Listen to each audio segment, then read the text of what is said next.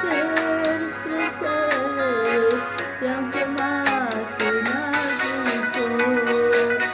Am crezut că m-ai lăsat, am crezut că m-ai uitat, dar Tu, Doamne, m-ai vegheat, că-și m-ai vrut aur curat.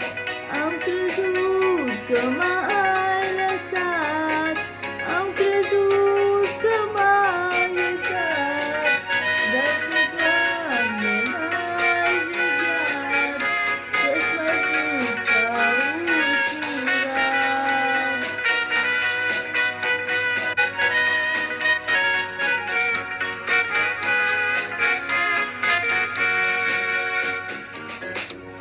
Iar atunci când disperarea inima îmi chinuia, Tu mi-ai adus vindecarea, arătându-ți slava Ta.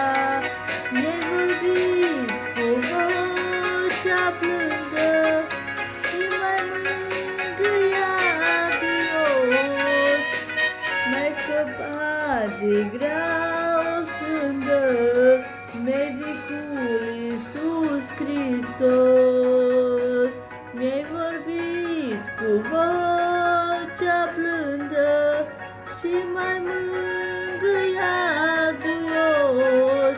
M-ai scăpat de grea o sândă, medicul Iisus Hristos. Azi eu stau la umbra crucii și îți mulțumesc frumos, căci din groapa rece a morții numai Tu, Doamne, m-ai scos. M-ai luat de mână dreaptă, m-ai scăpat de câinii răi, m-ai urcat treaptă cu treaptă, că-și m-ai vrut printre ai Tăi. M-ai luat de mână dreaptă, m-ai scăpat de câinii răi, m-ai urcat treaptă cu treaptă, că-și m-ai vrut printre ai Tăi.